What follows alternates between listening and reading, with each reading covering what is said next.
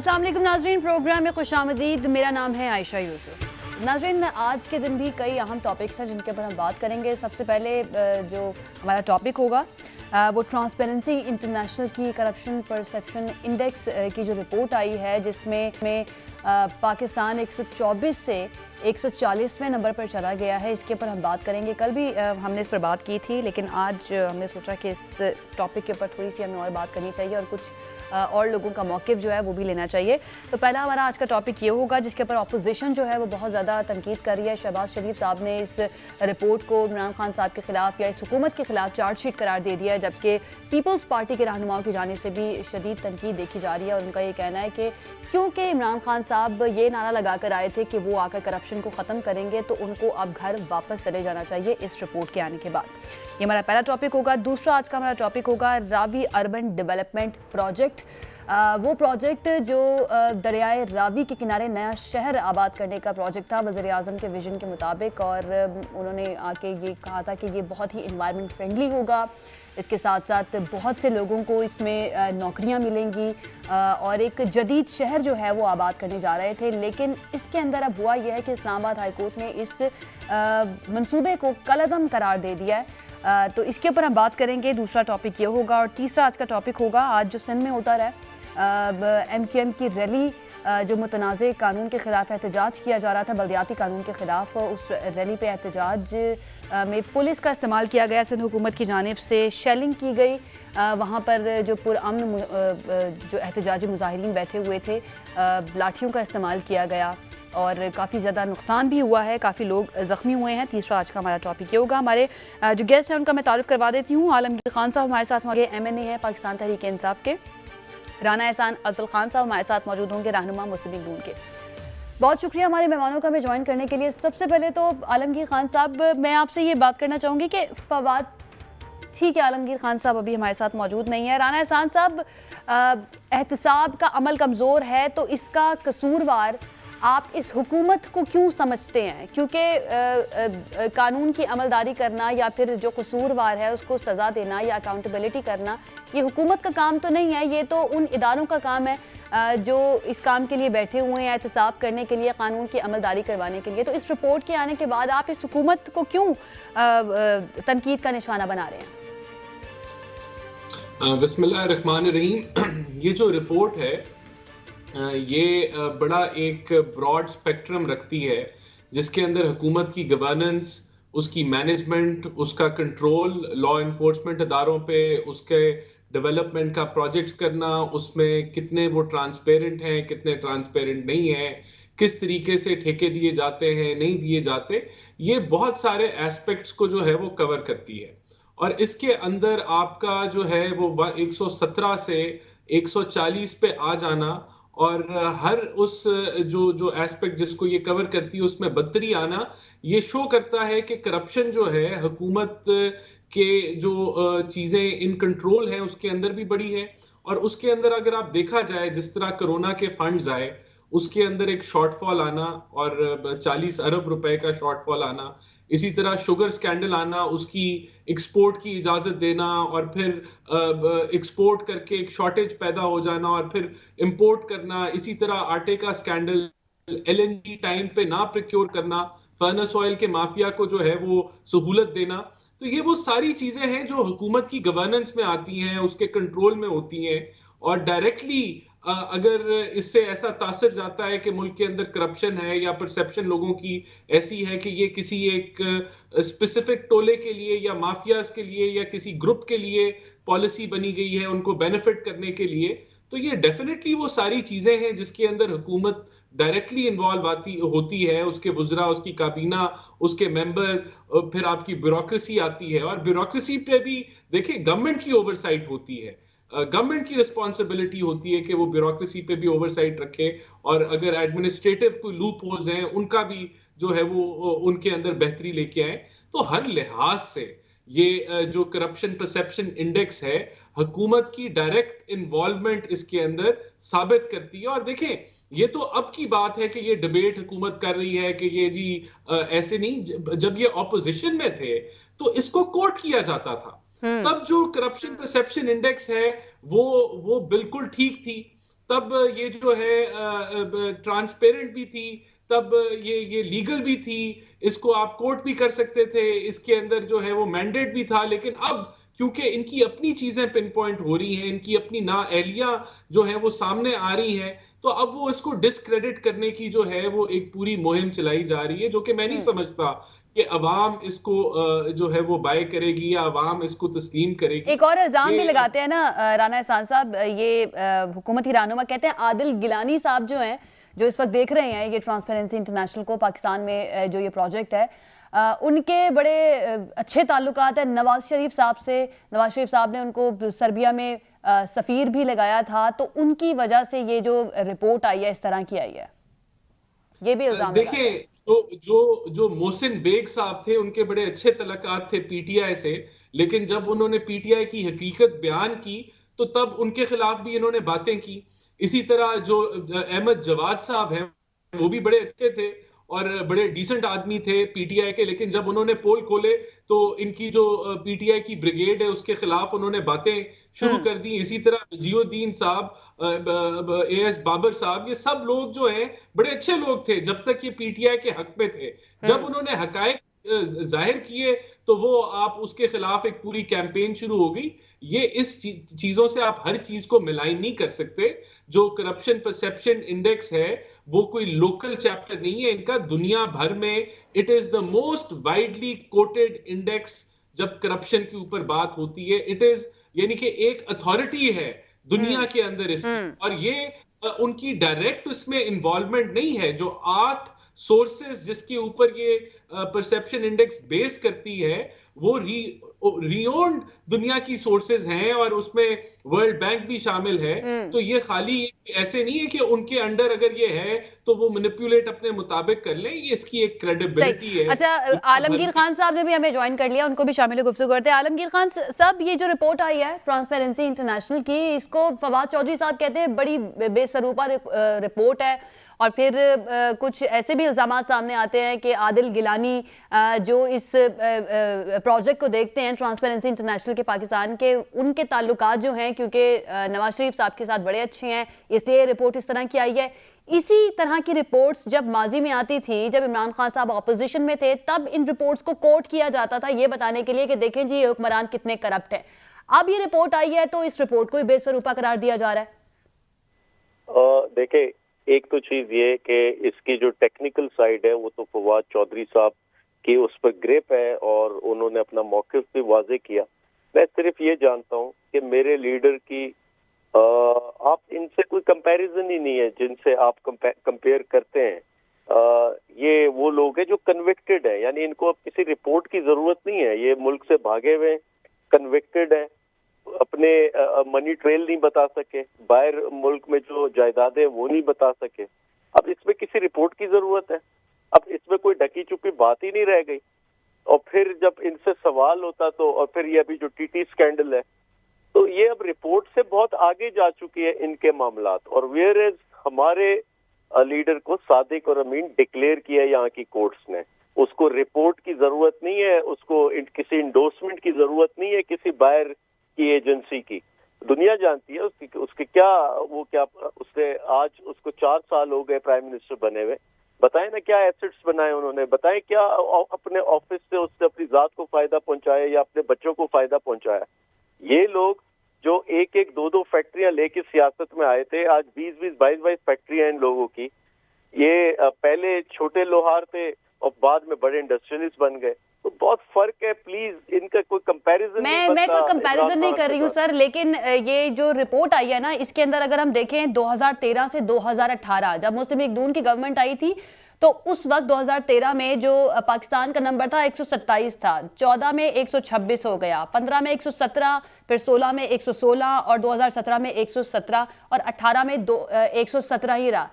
यानी कि ग्रेजुअली हमने कम होता हुआ देखा पाकिस्तान का जो ये परसेप्शन इंडेक्स था, ये लोगों की नज़र में यानी कि करप्शन का तासुर थोड़ा कम होता हुआ देखा। लेकिन पिछले 3 सालों को अगर हम देखें, 2019 120, 2020 124 और अब 2021 140। सर आप या तो ये कह रहे हैं कि इस रिपोर्ट को ही मुस्तरद करते हैं, ये कुछ तो इसके अंदर हकीकत मौजूद है ना कि लोगों का तासुर जो है वो बड़ा है इस चीज़ में कि करप्शन बढ़ी है मुल्क के अंदर।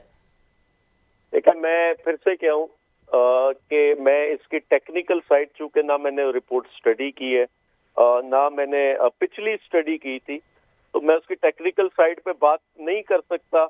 वो बड़ा गैर मयारी होगा, वो फवाद चौधरी साहब बताएंगे। मैं अपने लीडर की बात कर सकता हूँ कि मेरे लीडर पे उसके दुश्मन भी इल्जाम नहीं उठा सकते कि वो करप्ट है, वेयर एज इनके लीडर पे इनके अपने सपोर्टर या इनके फैमिली के लोग भी ये नहीं कह सकते कि वो करप्ट नहीं है।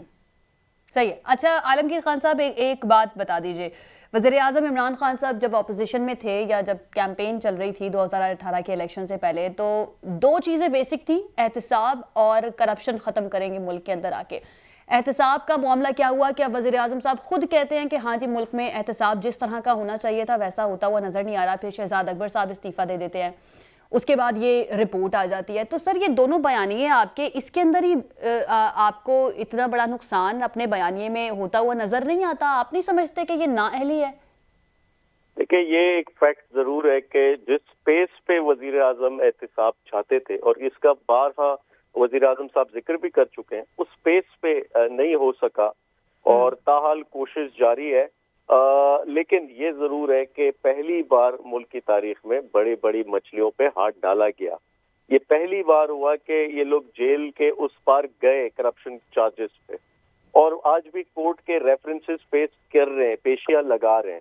लेकिन ये बात बिल्कुल ठीक है, जिस स्पेस पे इमरान खान साहब चाहते थे, जैसा उन्होंने कहा कि अगर नैब मेरे मुताबिक चलती तो 30 नहीं 300 मुजरिम होते जेल में, लेकिन वो नहीं हो सका। लेकिन इस बात को आप क्रेडिट दें कि 500 अरब से ज्यादा की रिकवरी हुई है पिछले हमारी हुकूमत में, तो और ये तारीखी है, इससे पहले नहीं हुई कभी। तो ये चीज जरूर है, लेकिन यहाँ इदारों की कैपेसिटी नहीं है, चाहे वो नैब हो चाहे FI हो, उसकी कैपेसिटी बिल्ड की गई है पिछले कई सालों में। वहाँ उनको बजट में उनके लिए फंड्स मुख्तस किए गए, उनको इक्विप्ड किया गया, तो मजीद बेहतरी की जरूरत है। ठीक है, मजीद बेहतरी की ज़रूरत है। राना एहसान साहब, शेख रशीद साहब पहले तो हमने देखा कि वो रिक्वेस्ट करते रहे हैं एक तरह से ऑपोजिशन से कि 23 मार्च को आप अपना महंगाई मार्च ना करें, लेकिन अब वो ज़रा चैलेंज के मूड में नज़र आ रहे हैं और उन्होंने ये कहा है कि अब मैं ये कहूँगा कि 23 मार्च को ही आप अपना महंगाई मार्च करें, जिसका फैसला PDM के इजलास में भी हुआ है। तो सर कोरोना अमन व अमान की सूरत हाल, तो फिर आप लोग अटल हैं अपने फैसले पर कि 23 मार्च को ही ये महंगाई मार्च करेंगे आप? देखिए, सबसे पहले तो शेख रशीद साहब खुद कंफ्यूज्ड हैं, क्योंकि सेनेट के सेशन में वो ये कह रहे थे कि आप 23 मार्च को ना करें क्योंकि थ्रेट्स हैं, टेररिज्म की थ्रेट्स हैं, और फिर वो खुद कहते हैं आप 4 दिन बाद कर लें। तो क्या 4 दिन बाद जो है वो टेररिस्ट थ्रेट्स जो हैं खत्म हो जाएंगी? ये बुखलाहट का शिकार में है। और मेरे ख्याल से 23 मार्च को इम्पोर्टेंट डे भी तो है ना पाकिस्तान का, यौम पाकिस्तान है, उस दिन परेड होती है। जी बिल्कुल, बड़ा इम्पोर्टेंट डे है, और हम समझते हैं कि इसलिए जरूरी है कि हम 23 मार्च को ही जो है ये लॉन्ग मार्च वहां लेके पहुंचे, क्योंकि ये पाकिस्तान की बका के लिए है। इसके अंदर हम इम्प्लीमेंटेशन ऑफ द आइन के लिए है, और इस जो बदतरीन हुकूमत है, करप्ट और इनकॉम्पिटेंट हुकूमत है, उससे निजात की जो है वो मुहिम चलेगी। तो इससे अच्छी क्या और बात हो सकती है कि 23 मार्च को ही वहां हो। तो मैं समझता हूं कि ये उनकी अपनी कंफ्यूजन जो है वो दिखा रहे हैं कि कभी वो रजामंद हो जाते हैं, फिर उनको ख्याल आता है कि आप रिक्वेस्ट करना शुरू कर देते हैं कि आप आगे कर लें इसको, लेकिन इंशाल्लाह ताला जो लॉन्ग मार्च है वो 23 को ही होगी। अच्छा, ये बताइएगा सर कि ये लॉन्ग मार्च से आपको फ़ायदा क्या नज़र आता है? क्योंकि इस तरह लॉन्ग मार्च करने से कोई हुकूमत घर तो चली जाती नहीं है। देखिए, ऑपोजिशन का काम है कि वो अवामी नैरेटिव बिल्ड करे, अपना जो वो समझता है कि जो दुरुस्त नैरेटिव है उसको अवाम के पास लेके जाए। और ये एक डेमोक्रेटिक राइट है कि पुरअमन एहतजाज जो है वो सड़कों पे भी किया जाए और फिर कैपिटल में भी किया जाए, और इन्होंने भी किया था और हम भी कर रहे हैं। और इन्होंने तो फिर PTV पे जाके हमले किए, इन्होंने लोगों को जो है वर्गलाया कि आप बिजली के बिल भी फाड़ दें, उनको पे ना करें, आप हुंडी के जरिए पैसे भेजें। तो इंशाल्लाह ताला हमारी ऑपोजिशन या PDM का कोई इस तरह का जो है इरादा नहीं है, हमारी तरफ से ये पुरअमन होगा। और मैं समझता हूँ हम एक डिसाइसिव जो है लम्हात की तरफ जा रहे हैं, जहां इंशाल्लाह ताला इस हुकूमत से निजात हासिल होगी। इनके एक बड़ी एक थिन मेजॉरिटी है इनके पास जिसके तहत ये हुकूमत कर रहे हैं, और वो भी उस पे भी काम हो रहा है, और हम समझते हैं कि उसके ऊपर अगर कंसेंसस डेवलप हो गया तो वो एक पीपल्स जरिया पार्टी होगा के इनसे साथ निजात हासिल राब्ते हो करने रहे का, हैं वरना आपके अवामी उनको दावत देने के लिए जी इस मार्च में शामिल होने के लिए? देखिए, पीपल्स पार्टी ने अपना मार्च जो है वो अनाउंस किया हुआ है। पीडीएम का प्लेटफॉर्म जो है वो ओपन है। हम अपना जो है जो अपनी काविश है वो हम जारी रखेंगे, और वो हमने प्लान जो है अवाम के सामने जो है रख दी है। ठीक है। आलमगीर खान साहब, साबिक डीजी नैब ब्रिगेडियर रिटायर्ड मुसद्दिक अब्बासी साहब जो हैं उनको नया मुशीर एहतसाब तैनात कर दिया गया है। तो सर आपको क्या लगता है कि अब जो जितना वक्त रह गया है इस हुकूमत के पास, तकरीबन 1.5 साल, तो क्या 1.5 साल में ये जो मुसद्दिक अब्बासी साहब हैं वो काम कर लेंगे या उस तरह के नताइज दे सकेंगे जो शहजाद अकबर साहब 3.5 साल में नहीं दे सके? देखिए, एक चीज तो ये कि अब इस पे मुस्तकबिल की मैं किसी शख्स की कारकर्दगी के हवाले से क्या बात करूं, लेकिन ये जरूर है कि शहजाद अकबर को हटाने में सिर्फ ये था कि मैं फिर से कहूं कि जिस स्पीड पे हम चाह रहे थे उस स्पीड पे एहतसाब नहीं हो सका, और केसेस में जो पेस हम चाह रहे थे उस पेस पे फॉलो नहीं किया गया। तो इंशाल्लाह वो चीज आपको नजर आएगी। और बाकी किसी शख्स के ऑफिस के हवाले से मैं क्या पेशन गोई करूं, लेकिन हाँ ये जरूर है कि हमारा पहले दिन से और आज भी हमारा फोकस अकाउंटेबिलिटी पर है, वो चाहे इदारों की हो, वो चाहे माजी के हुक्मरानों की हो। तो ये जरूर है कि हम अपने उस एजेंडा से पीछे नहीं हटे हैं, उस पर आज भी हम कायम हैं। नहीं सर, तो कोई प्लान तो किया गया होगा ना कि अगले 1.5 साल में किस तरह से एहतसाब के अमल को लेके चलना है। ये जो बड़े बड़े केसेस या जो आप लोग कहते हैं कि हमने बड़े बड़े लोगों पर हाथ डाला है जो पाकिस्तान की तारीख में कभी भी किसी ने नहीं डाला, तो उसके लिए कोई प्लान तो बनाया गया होगा ना कि 1.5 साल के अंदर अंदर क्या अचीव करना है, स्पेशली एहतसाब के मामले में? मैं आपको जनरली बता सकता हूँ। स्पेसिफिक प्लान तो वो मुसद्दिक साहब खुद ही बताएंगे, लेकिन मैं आपको जनरली बता सकता हूँ कि हम आज भी अगर 1.5 साल में भी तब्दीली कर रहे हैं तो इसका मतलब हमारा फोकस मौजूद है और हमने इस पे कुछ ना कुछ रिजल्ट्स देने। सही। अच्छा, और शेख रशीद साहब जो हैं अब वो बार बार ये कह रहे हैं कि ऑपोजिशन को समझ लेना चाहिए कि एस्टैब्लिशमेंट के साथ ताल्लुकात बहुत अच्छे हैं इमरान खान साहब के। बार बार वजाहतें क्यों देनी पड़ रही हैं? देखिए, एक चीज समझे कि जहाँ तक पीडीएम का ताल्लुक है, जैसा मोहतरम ने फरमाया, तो पीडीएम मीनारे पाकिस्तान पे जो पिछले साल इन्होंने एक वहाँ इज्तिमा किया था, उसमें पीडीएम की हवा निकल गई, वहाँ लोग नहीं आ सके। देखें, एक चीज समझें कि इनके नैरेटिव के साथ अवाम नहीं खड़ी। आज एक मैं मानता हूँ कि महंगाई मौजूद है, लेकिन वो महंगाई के खिलाफ पीडीएम के साथ अवाम नहीं खड़ी। महंगाई से लोग तंग होंगे लेकिन पीडीएम के साथ नहीं खड़ी, क्योंकि उनको पता है कि ये पीडीएम अब्बू बचाओ तहरीक है। ये ब्लैकमेलर्स का ग्रोह है जो अपनी कुर्सियों के खातिर आज लगे हुए हैं और एनआरओ के खातिर आज वो इस किस्म के एहतिजाज और कैंपेन्स कर रहे हैं। तो लोग इससे बाखबर है, वाकिफ है, तो वो इनके नैरेटिव बिक नहीं रहा आज पब्लिक में। आलमगीर खान साहब, मेरे ख्याल से आप समझे नहीं, मेरा सवाल नहीं समझे। मैं ये पूछ रही हूँ कि बार बार वजाहतें क्यों देनी पड़ रही हैं, और जब कहा जाता है कि जब वजाहतें देनी पड़े तो इसका मतलब है कि पसे पर्दा कुछ और ही बात है।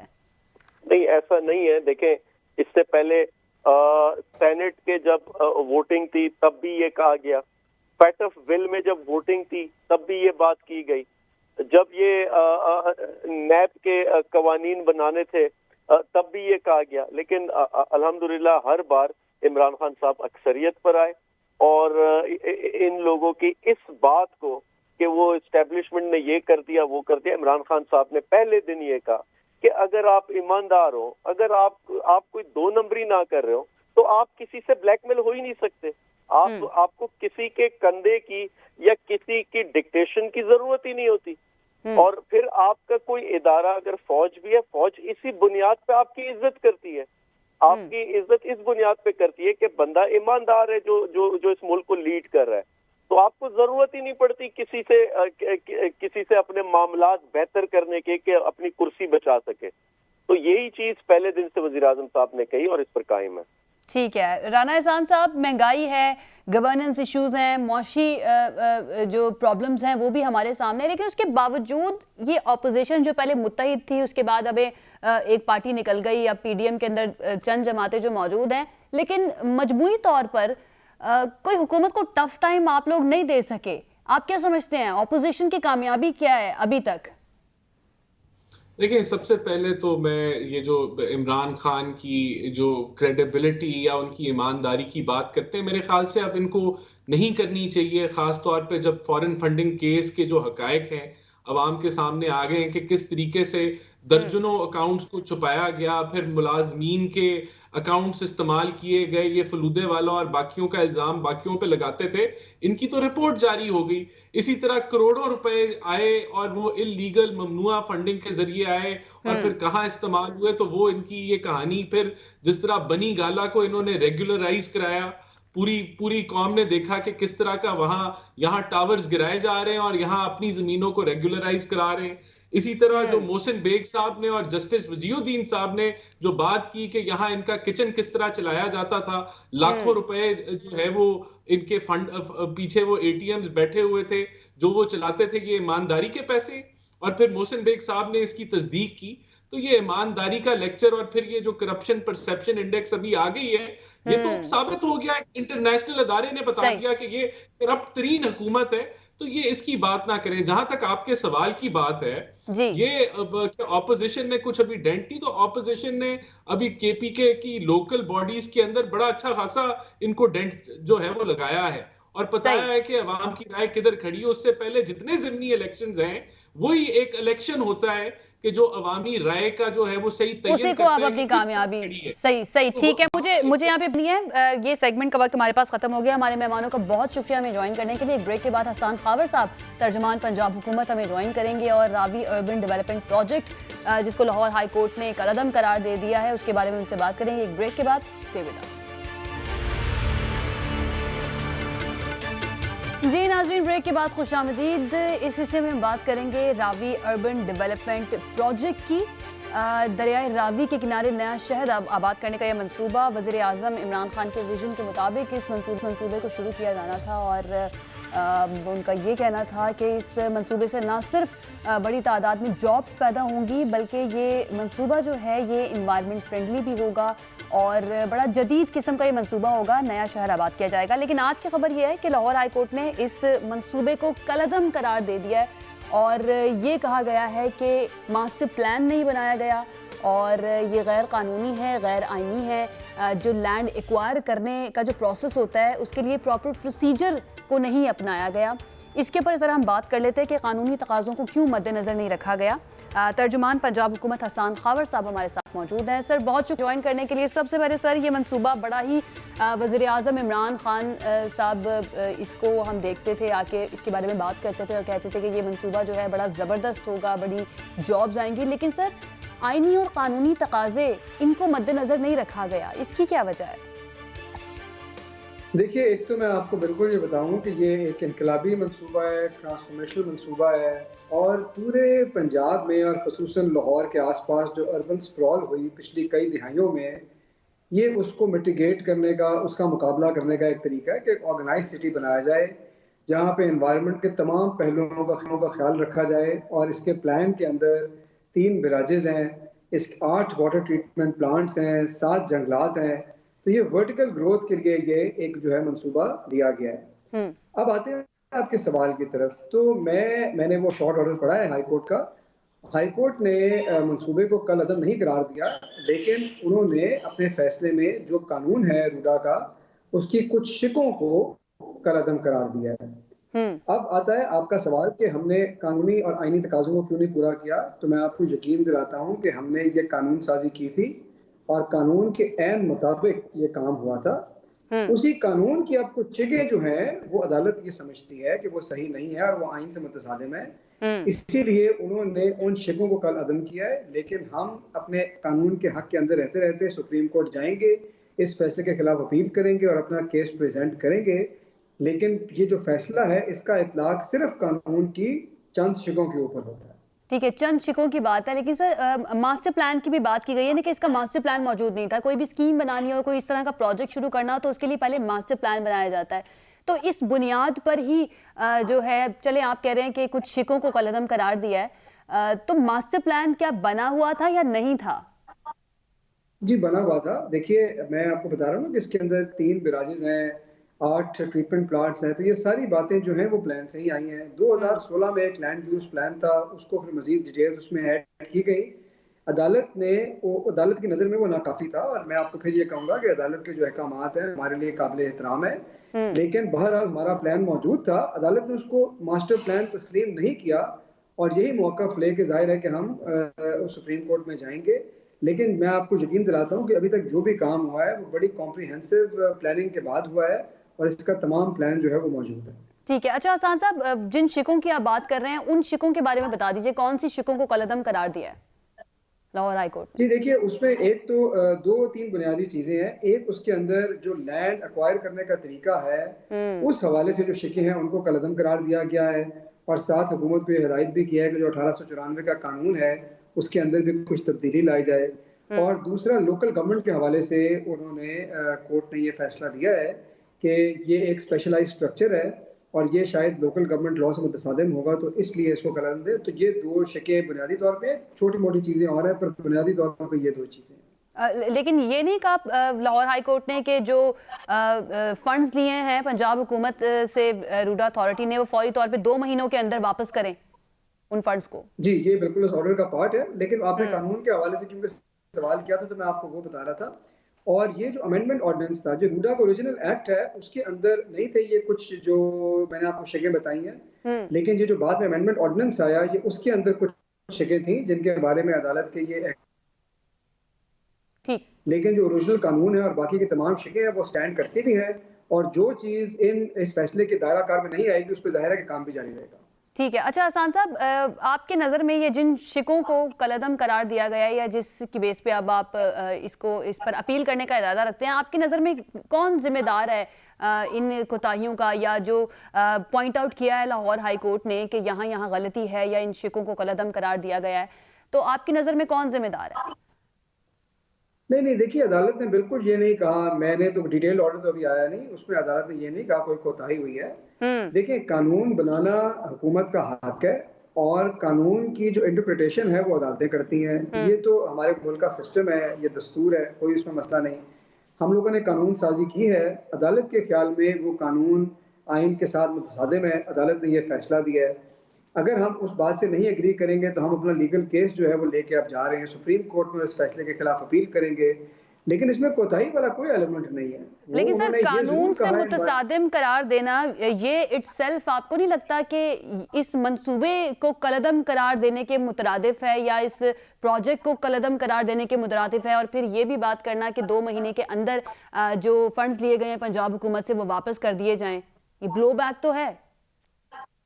नहीं, देखिए ब्लो बैक है, इसीलिए तो हम सुप्रीम कोर्ट में जाएंगे और जो रकम वापस करनी है उसके हवाले से भी कोई प्लान करेंगे, क्योंकि अदालत के अहकामात की तो बहरहाल तामील करनी है। अगर उसमें कोई अपील हमारी नहीं मंजूर होती तो वो तो तामील हमने करनी है, उसमें तो कोई शक की बात नहीं है। लेकिन मैं आपको, जो आपका सवाल है ना कि ये कलअदम है, ये कलअदम कानून को नहीं करार दिया, मेरी इंटरप्रिटेशन ये नहीं है। जो मैंने शॉर्ट ऑर्डर पढ़ा है उसमें बुनियादी तौर पर 5-6 खास शिकों का जिक्र किया अमेंडमेंट ऑर्डिनेंस का, कि इन शिकों को कलअदम हम करार देते हैं। पूरे कानून की बात नहीं हुई, इदारे की बात नहीं हुई, जो जमीन रूडा की अपनी है उसकी बात नहीं हुई, लैंड एक्वायर करने के हवाले से ये बात हुई है। अच्छा, एक और बात भी हुई है कि ये कहा गया था कि एनवायरनमेंट फ्रेंडली ये जो प्रोजेक्ट है होगा, लेकिन इस फैसले के अंदर ये जो शॉर्ट ऑर्डर आया है उसमें इस पॉइंट को भी उठाया गया है कि इस मंसूबे के माहौलियाती असरात को नज़रअंदाज किया गया है। तो बेसिकली सबसे पहली बात तो यही आई थी ना, इस प्रोजेक्ट के शुरू करने से पहले वज़ीर आज़म भी इस बारे में बात करते रहे हैं इस प्रोजेक्ट को लेकर कि ये एनवायरनमेंट फ्रेंडली होगा,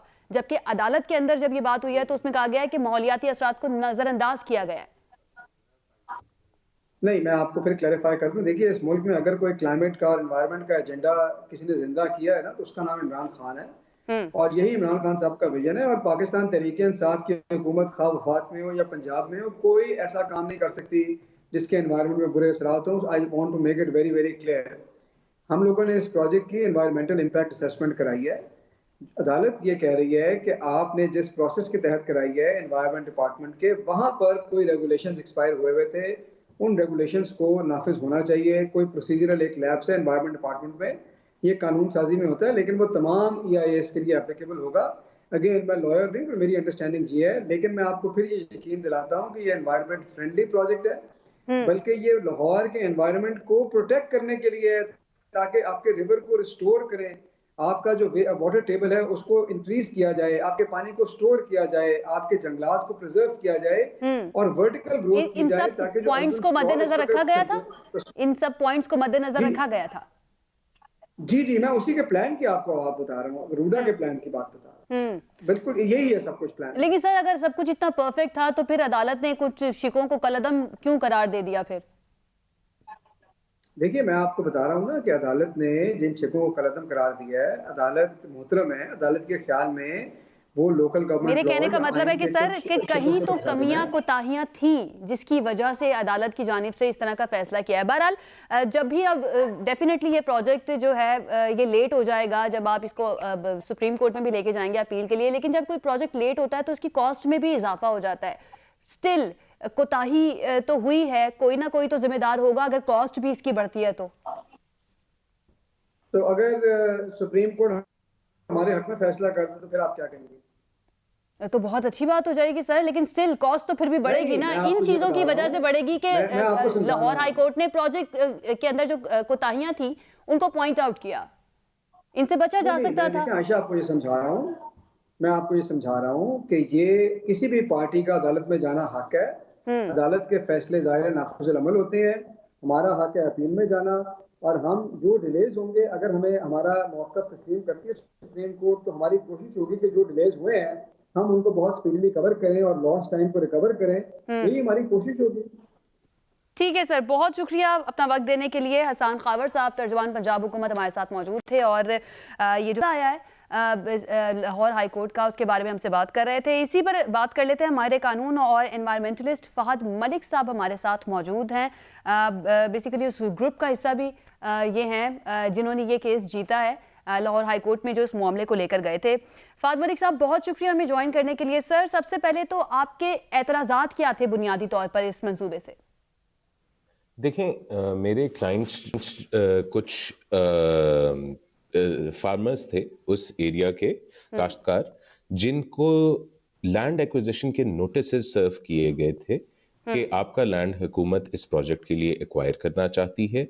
उसके बाद जो प्रोसेस, एक जो कानून है हमारा लैंड एक्विजिशन एक्ट, जिसके अंदर वो सारा प्रोसेस लिखा हुआ है कि किस तरह जब भी हुकूमत ने कोई लैंड एक्वायर करनी है वो क्या क्या स्टेप्स फॉलो करेगी, उन स्टेप्स में काफ़ी इश्यूज थे। जब फर्दर इन्वेस्टिगेट किया गया इस मामले को तो पता लगा कि लैंड एक्वायर की जा रही है एक प्रोजेक्ट जिसका नाम है Ravi river front urban development project, उसके लिए, मगर उस प्रोजेक्ट का कोई मास्टर प्लान एग्जिस्ट अभी नहीं करता।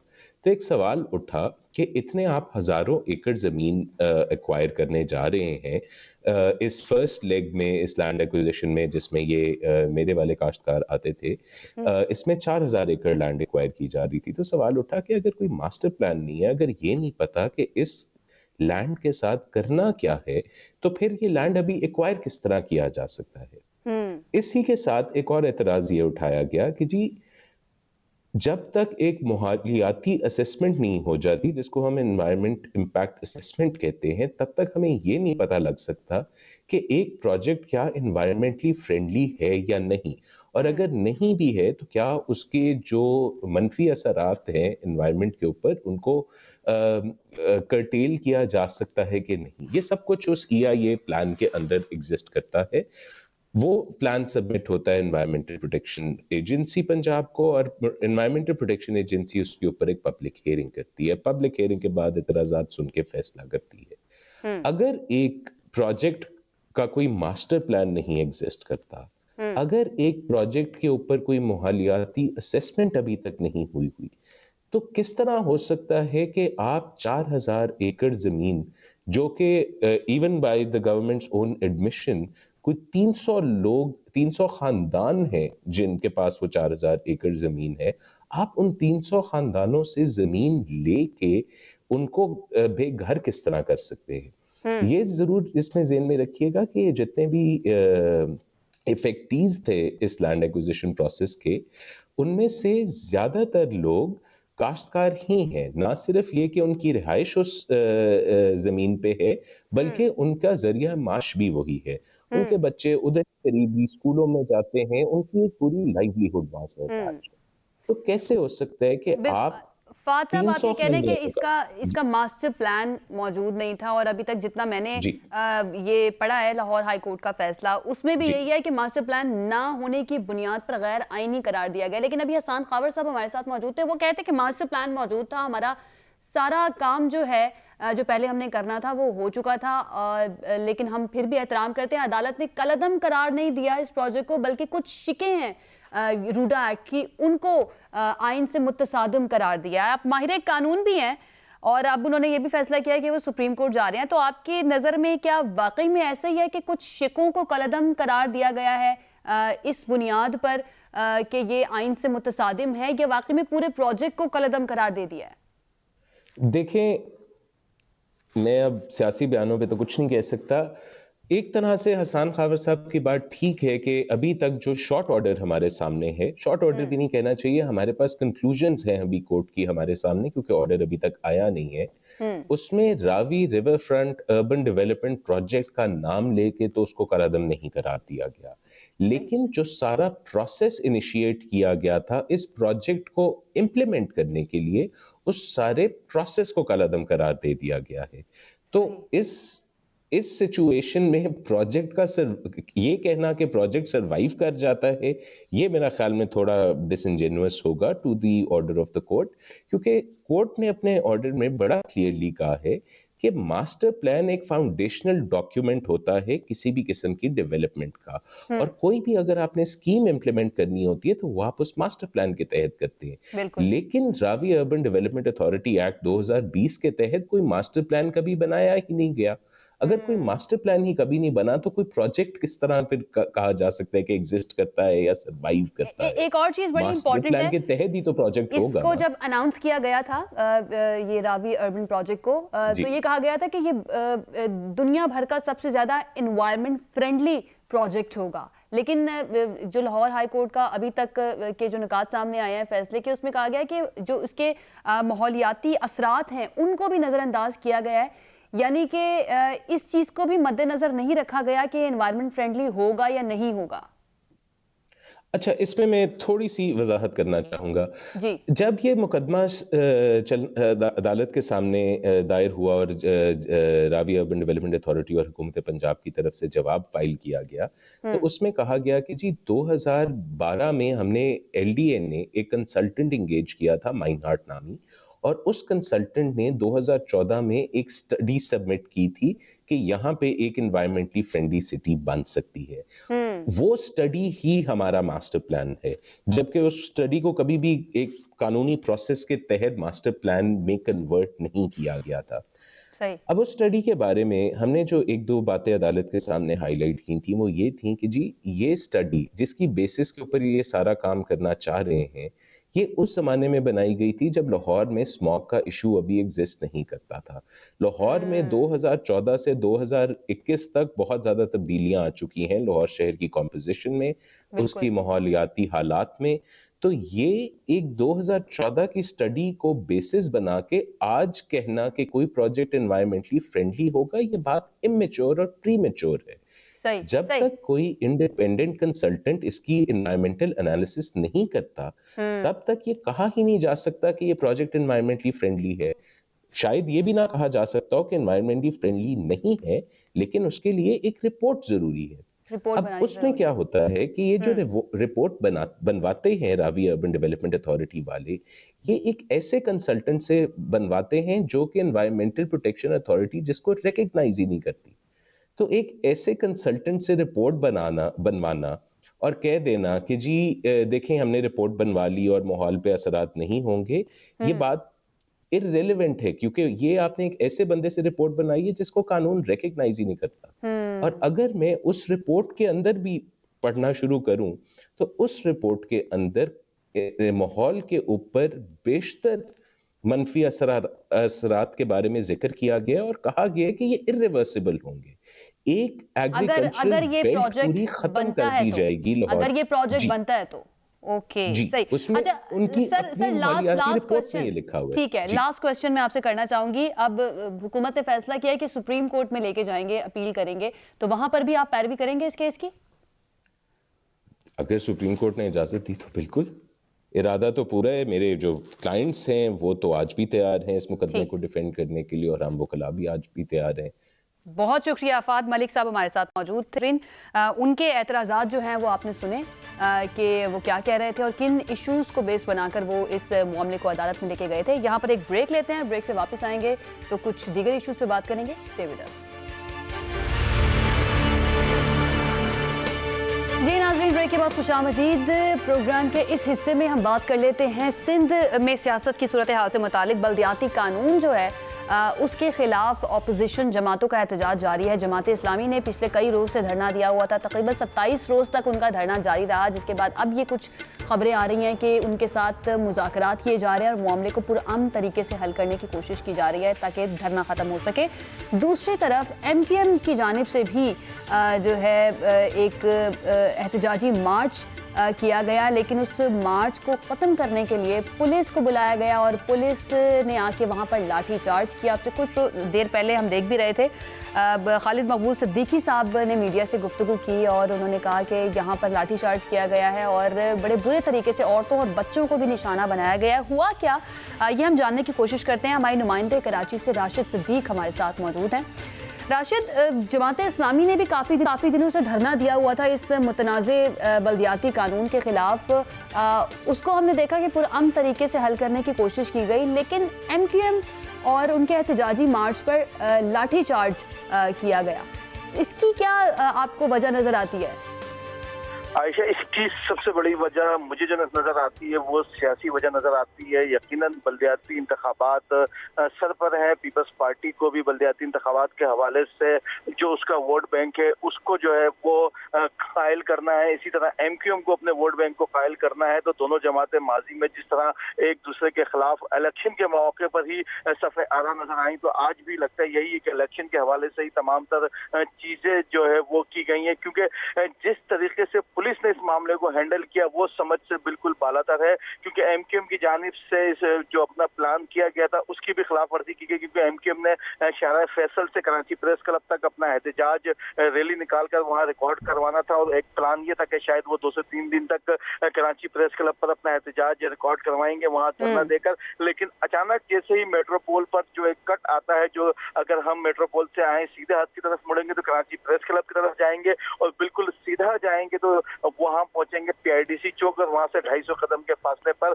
CM हाउस है। तो वहां पहुंचकर अचानक प्लान में तब्दीली की गई और MQM के रहनुमा और कारकुनान ने पहली रुकावट तोड़कर क्लब रोड पर दाखिल हुए। उसके बाद PIDC चौक पहुंचे और वहां से वज़ीर आला हाउस तक भी पहुंचे। हमने देखा कि कुछ मामूली सी जो है वो मज़ाहमत की गई पुलिस की जानिब से तमाम तर मामले को कंट्रोल करने के लिए, लेकिन उसके बाद जैसे ही वो धरना देकर CM हाउस के बाहर बैठे तो उसके बाद अमन तरीके से तकरीबन 1.5 घंटे तक MQM के रहनुमा और कारकुनान वहां मौजूद रहे। नारेबाजी का भी सिलसिला जारी रहा। इसी दौरान MQM की जो टंडोलियार में कारकुन कत्ल हुए उसके कातिलों का भी मुतालबा किया गया, गिरफ्तारी का, सजा देने का।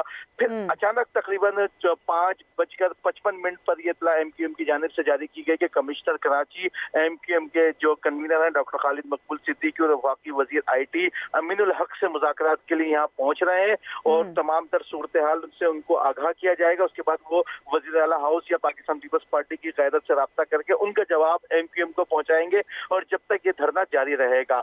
जो MQM के हमारे ज़राए वो इस बात की तस्दीक करते हैं कि ये धरना उन्होंने आज रात में किसी वक्त भी खत्म कर देना, मुस्तकिल वो यहाँ पर बैठने के इंतजाम करके नहीं आए थे। लेकिन फिर अचानक 6:10 पर पुलिस की जानिब से शेलिंग शुरू की गई, लाठीचार्ज किया गया और उसके बाद जो कुछ हुआ वो कैमरे की आंख में सबने देखा। बिल्कुल ऐसे ये भी खबरें आ रही हैं राशिद के जमात इस्लामी जो है वो बैकडोर मुज़ाकरात कर रही है और सिंध हुकूमत किसी हद तक राजी भी हो गई है उनके मुतालबात को तस्लीम करने के लिए।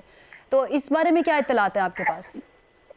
ये देखिए, सिंध हुकूमत ने अब तक उनके मुतालबात भी तस्लीम करने के लिए राजी नहीं हुई। उनको अब तक भी जमात इस्लामी को भी सिर्फ लॉलीपॉप दिया गया ताकि वो एक जगह सिंध असम्बली के बाहर बैठे रहें, उससे आगे ना बढ़े। और जमात इस्लामी का भी अब तक यही देखा गया कि उनका आगे बढ़ने का अब तक कोई इरादा नहीं। लेकिन जो अब पाकसर जमीन पार्टी का 30 तारीख को एहतजाज हो रहा है, वो एक एहतजाज यकीनन आज की तरह का हो सकता है, क्योंकि पाकसर जमीन पार्टी के जो चेयरमैन है मुस्तफ़ा कमाल और अनीस कायम खानी, उनकी जानिब से कहा गया है कि वो जब निकलेंगे तो फिर पीछे नहीं हटेंगे और वापस घरों को नहीं आएंगे। जी और राशिद, ये जो जमात इस्लामी के साथ मुज़ाकरात किए जा रहे हैं, इसकी एक वजह ये भी हो सकती है कि 28 जनवरी के बाद उन्होंने कहा था कि अपने एहतजाज का दायरा-कार वसी करेंगे, तो थोड़ी सी प्रेशर में आके सिंध हुकूमत उनके साथ मुज़ाकरात करने के लिए तैयार हुई।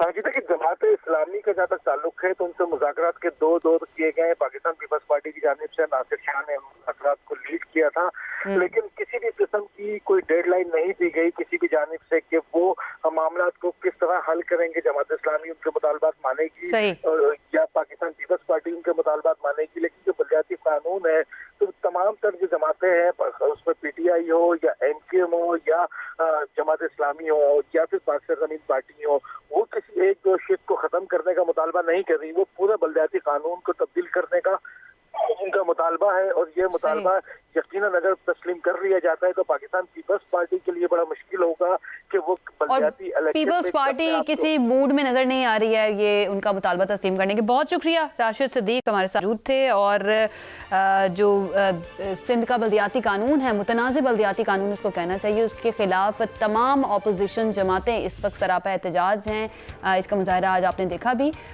MQM की रैली जो थी उस पर लाठी चार्ज किया गया, जिसके बाद मीडिया टॉक की खालिद मकबूल सिद्दीकी ने, और उन्होंने काफ़ी गुस्से का इजहार किया और उनका ये कहना था कि औरतों और बच्चों के ऊपर इस तरह से तशद्दुद किया गया है। बहरहाल अब देखते हैं कि आगे आने वाले वक्त में सिंध की सियासत में क्या होता है। वक्त हमारे पास ख़त्म हो गया है, कल एक मरतबा फिर से हाजिर होंगे। अपना ख्याल रखिए, हमें इजाज़त दीजिए, अल्लाह हाफ़िज़।